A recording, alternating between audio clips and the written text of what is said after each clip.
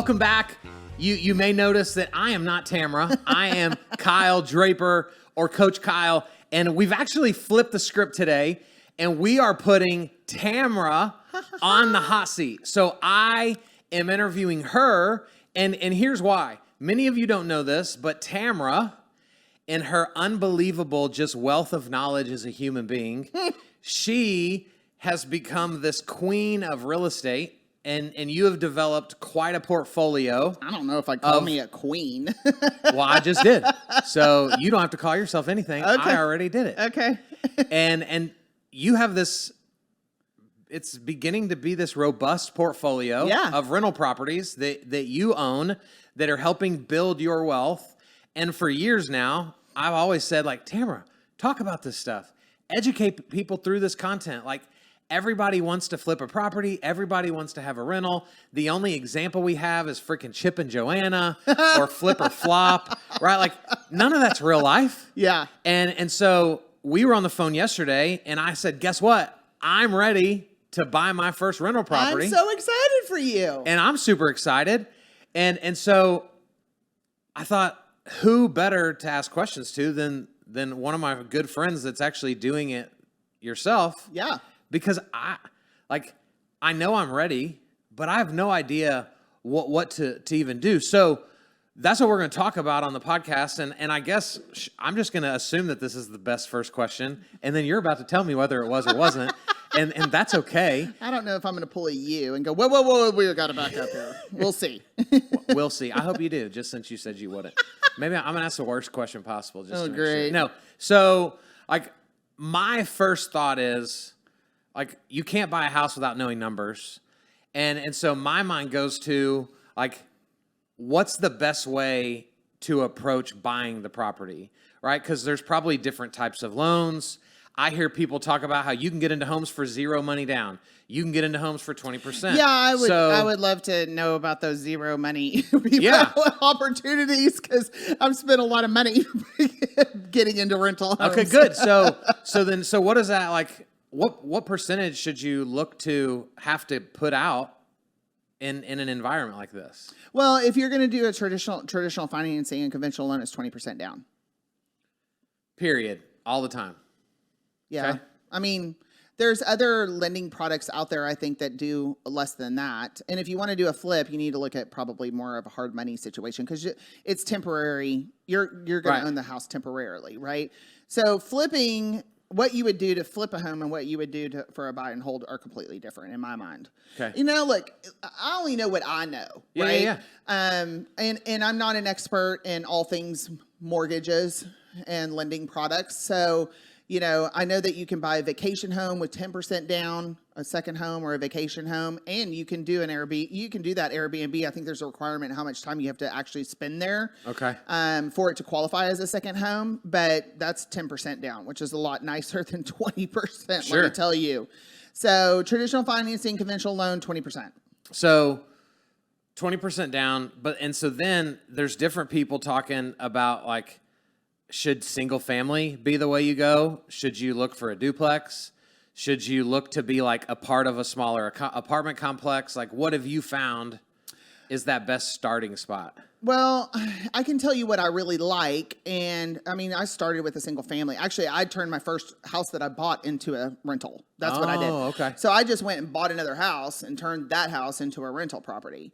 So that's kind of how I started. And then I did a cash out refi, pulled the cash out, and went and bought another one, right? Okay. Now, all of that stuff worked really nicely till now, because all of my houses are under 3.5, 2.5% interest rate. Yeah. And now the interest rate's 6% or high, because your interest rate on a rental is higher than your interest rate on a primary residence. Okay. Okay. You're going to pay more in interest. Okay. And so, all of my rentals are sitting at 2.5 to 3.5, and now interest rates are 6. And I'm like, my lender's like, don't cash out refi. And I'm like, I'm probably still going to do it on one, because of the cash there's so much equity in cash just sitting there, right? Yeah. That I can't access. So up until the interest rates went up, that was a great plan.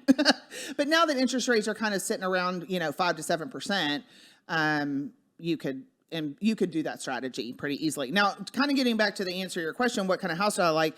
I mean, I think starting out a single family is probably a really good way to go. I mean, they're easy to find. They're easier to find. Yeah. A lot of people will sell half duplexes. That is a no for me, because you own one side, the other person owns somebody else owns the other side.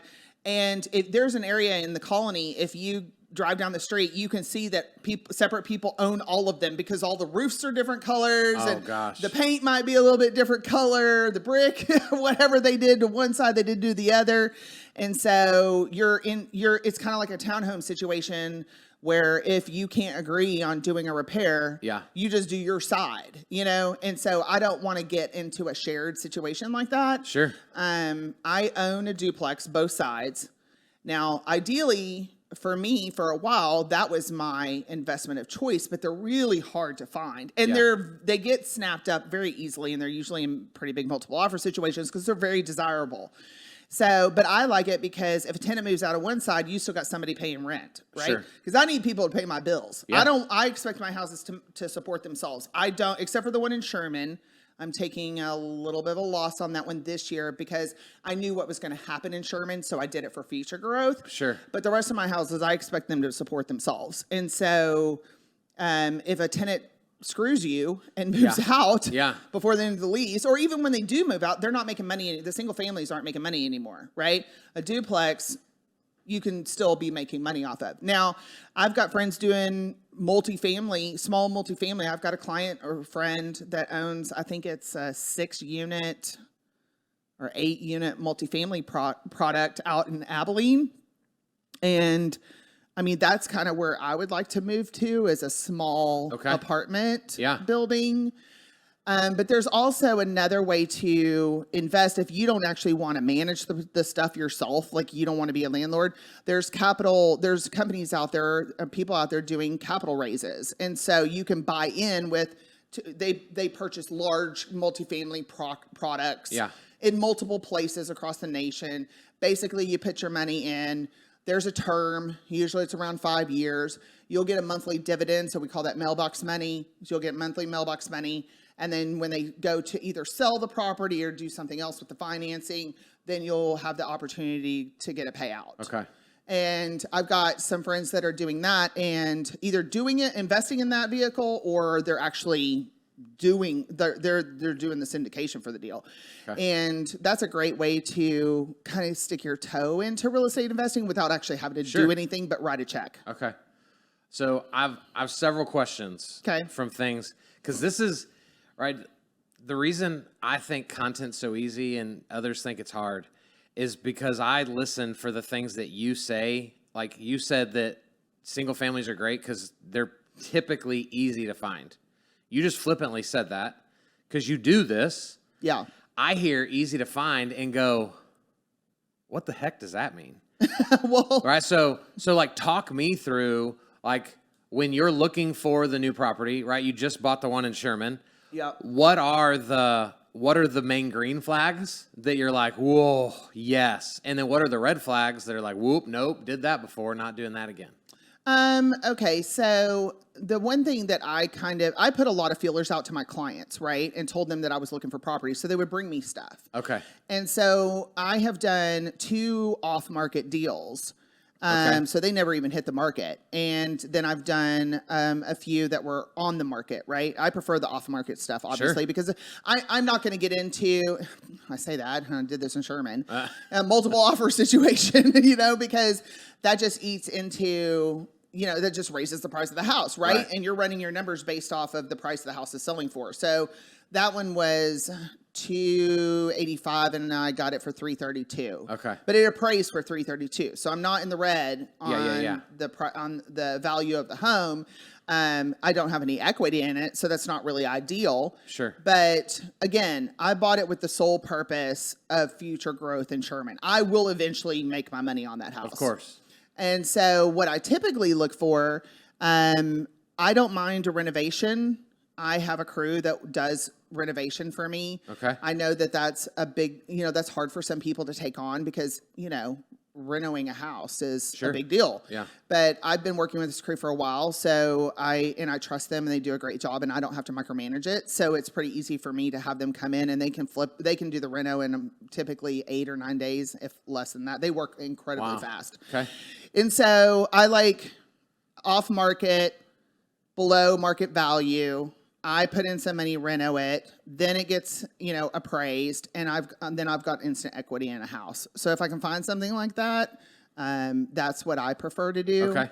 And it's easier, I work with a lot of investors and wholesalers, so I see those properties coming all the time. But there's a lot of agents that work with investors, and they work in those price points that I like to kind of buy in, which is $250 to $350. Yeah. Is where I typically buy. And so they work in markets where those houses are available. Yeah. And a lot of that market, that price point, those people unfortunately haven't been taking care of their house. So I can get it lower price, reno it, and then have instant equity. So talking about the renovation, you're like, because I know there's like 203K loans where you can like put the cost of the renovation into the total cost of the mortgage, right? Well, you're talking about still a traditional route, and then you're putting up the money outside of the loan for the renovation. Yes. Is there have you done it both ways? Do you prefer to do it? I've never done it in a construction loan. Okay. For a specific reason, or you just have never gone that route? Well, anytime you add stuff to the mortgage, you're increasing the mortgage payment. Sure. And so I want houses to cash flow. And so, and then the way that, but a lot of people don't have that extra cash laying around, but I live very well below my means so that I can do things like this. Yeah. So, it's like, I'll give you an example, and this is why I like to do it. I bought that Colony house off market for $210,000. I put about $40,000 into it, renovating it. So now I'm in for $250,000. And a house down the street, my realtor sent it to me that wasn't as nice as mine, sold. And I bought that house in December. I renovated it and got it rented in January. He sent me a picture of a house down the street that sold in, I don't know, it was a couple of months ago for $360,000. Wow. And so if I can get, and so then I've got equity, like a bunch of equity.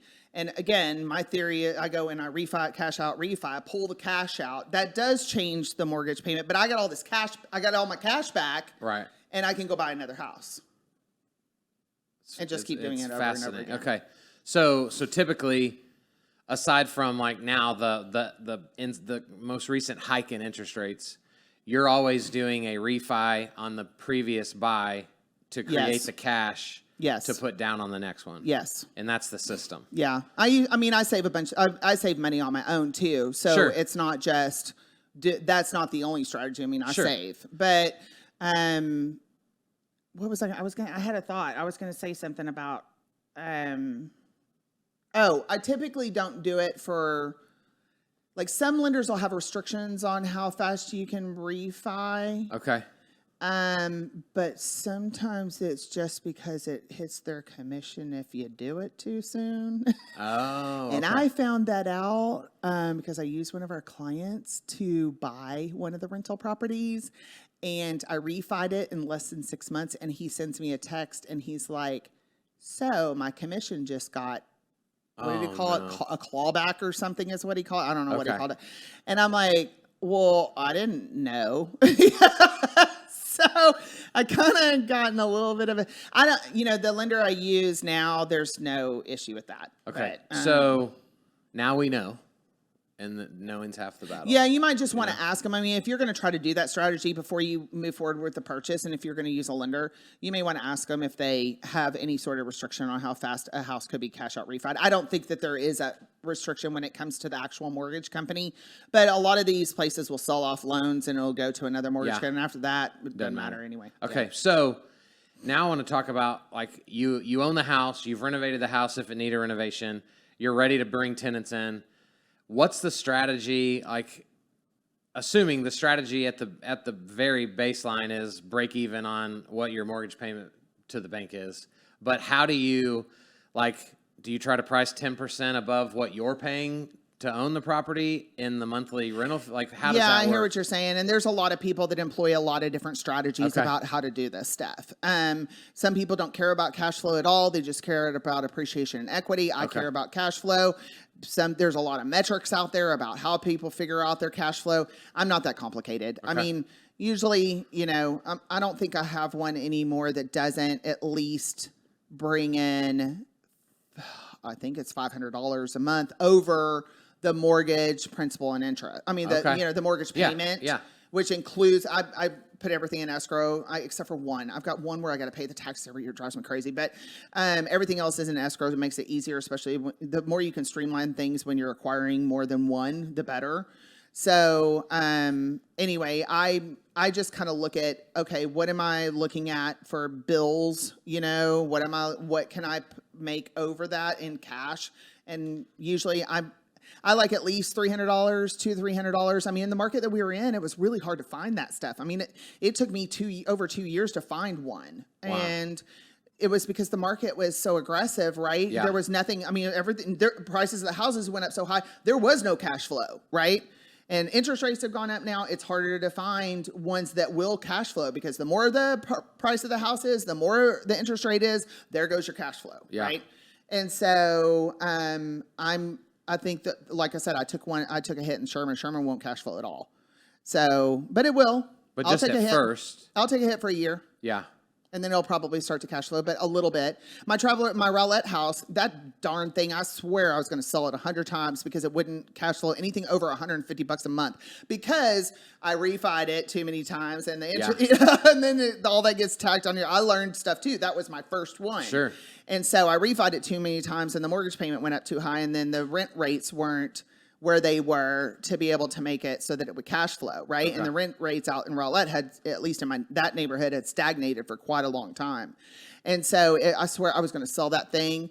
I'm like, because the AC on it is original. That house was built in 2011. Okay. No, 2011, is that right? No, that's when I bought it. The house was older than that, 2004 or something like that. And so the AC is original. A lot of the stuff, the house is original. So I know that things are going to have to be replaced, right? And I'm like, this damn thing won't make any money. I'm like, I'm going to have to pay for the AC. And so, but rental rates, I mean, this market that we just got out of, rental rates went through the roof. And so now I think I'm bringing in about $500 a month on it. But again, that's not including the home warranty. It does include the property management fees, but it doesn't include any additional repairs. Okay. So go back to, because you just mentioned like a mistake you made early on that now you do different. For us as the audience, or screw the other audience, for me as a potential investor selfishly, like what are a couple of the things that like early on you messed up on that you could talk about to help me and anybody listening, like, avoid those initial mistakes?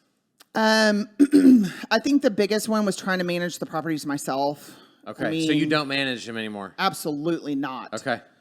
People are crazy, first of all. Yeah. Okay, so I think, and lucky for me that I have 2 different cell phone numbers.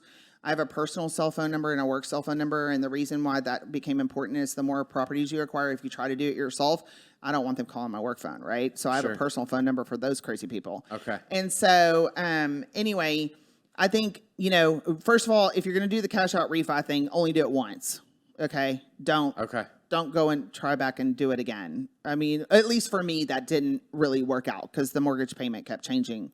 If rent rates keep going through the roof, then you can keep doing it. But you just kind of got to look at what's important to you.